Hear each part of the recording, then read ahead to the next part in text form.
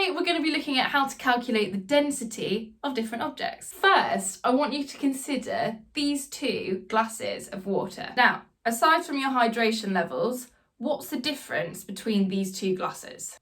Volume, okay, it's pretty obvious. This glass has a larger volume of water than this glass. So the mass of this glass is larger than the mass of this glass. But because there's water in both of these glasses, the density of that water is the same. So it doesn't matter if you have a teaspoon of water or a whole swimming pool full of water, the density of that water should be roughly 1 gram per centimetre cubed. That's because density tells me something about the material itself. So objects of the same materials should all have the same densities. So what's the equation that I can use for density? Density is equal to mass divided by volume. If you want a way of helping you remember that, you can remember the acronym MOVE. Mass over volume equals density. Credits to my own physics teacher at school, Miss Smith, for that one. What are the units for density? Well, I'm so glad you asked. Because there can be two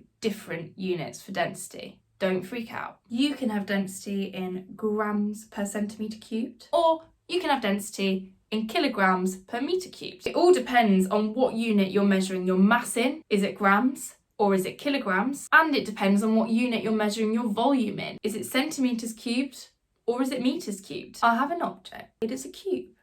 The length of the sides of the cubes are 5 centimetres. The cube has a mass of 10 kilograms. Calculate the density of the cube in kilograms per metre cubed. Okay, so we know in order to find my density, I'm going to need my mass and I'm going to need my volume. But what units do I need my mass and volume to be in? You need to check the units of your density. In this particular question, density is in kilograms per metre cubed. So I need my masses to be in kilograms and I need my volume to be in metres cubed. So let's start by labelling my mass.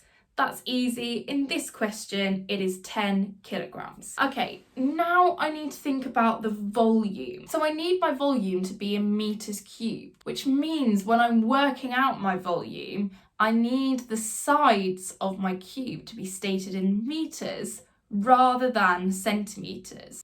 Make sure you make that change before you calculate the volume of your cube. Okay, now I know that to calculate a volume of a cube, I do the width times the height times the base, and that gives me 0.05 times 0.05 times 0.05 equals 1.25 times 10 to the minus 4 meters cubed. Okay, so finally I've got my density is equal to mass divided by volume. So we've got 10 divided by 1.25 times 10 to the minus 4, 80,000 kilogram per meters cubed. Okay, now I'm going to take the same cube, but this time I want the density in grams per centimetre cubed. So this time I need to convert the mass 10 kilograms into grams. So I've got 10 times 1,000 equals 10,000 grams. Okay, now I need to work out the volume of my cube, but I need to leave the sides in centimetres this time to get my volume in centimetres cubed. So I've got 5 times 5 times 5